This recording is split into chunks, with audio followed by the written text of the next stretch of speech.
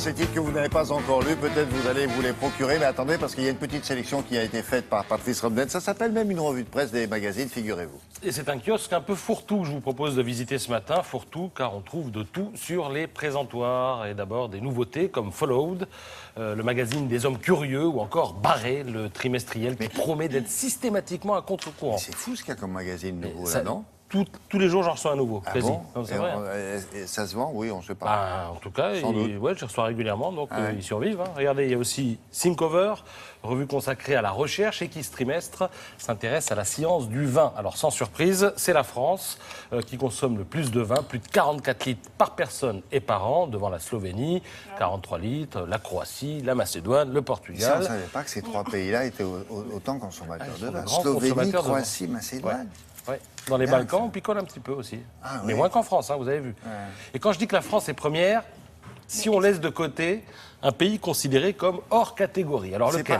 Attendez, c'est première, c'est-à-dire le nombre d'habitants par rapport au nombre de litres consommés. C'est ça? Ah oui, bien sûr, c'est en C'est fonction.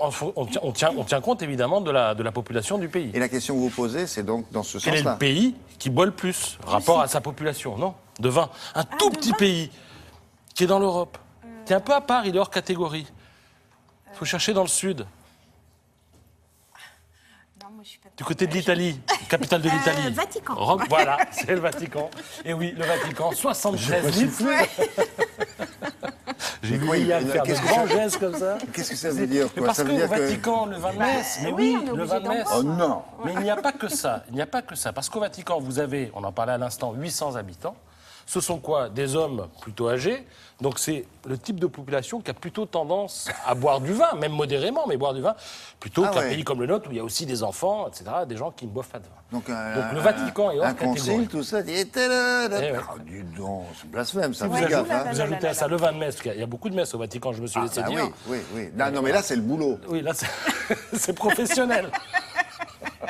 C'est Sur facture. Excusez-moi, mais là, professionnel. c'est bon. Là, je suis au bureau, là. Le mec, il... Ça, c'est pour le plaisir, et ça, c'est pour le bon Dieu, ça. Alors, en marge de toutes ces nouveautés, quelques valeurs sûres, comme le magazine littéraire, qui se demande si les écrivains sont tous pervers. Passionnant, Oui. un petit peu technique. Hein. Oui, c'est très haut de gamme. Hein, Oui, voilà, très, je ne très suis haut pas de rentré gamme. dans les détails parce que Oula. j'avais trouvé un truc peut-être plus abordable, en tout cas pour moi. C'est Patrimoine Privé qui vous dit comment placer votre argent s'il vous en reste après avoir réglé vos impôts. Et précisément, on parlait du vin tout de suite. On en parle dans Patrimoine Privé. Vous savez qu'il y a pas mal de caves et de domaines viticoles qui font le siège des banques pour obtenir un prêt. Mais avec la crise, eh bien, les banques prêtent peu, voire pas à l'économie réelle. Beaucoup préfèrent souvent le trading haute fréquence. Et c'est dans ce contexte qu'émerge le crowdfunding dans l'univers du vin. Le crowdfunding, c'est le financement participatif. Vous êtes un particulier, vous mettez 1 000 euros, 2 000 euros, et Non, vous êtes 500 si vous proprio voulez, hein. d'une parcelle. Il Et n'y a pas de prix minimum. oui, mais alors là, en l'occurrence, on parlait de mise à 1 000 euros dans cet article, et ça marche. Il y a C'est-à-dire 4 que ans, vous- en France, les fonds plafonnaient à 8 millions d'euros, et aujourd'hui, ils auraient dépassé le cap symbolique des 100 millions et Ça veut sauvé dire, ça quelques rapporte exploitations.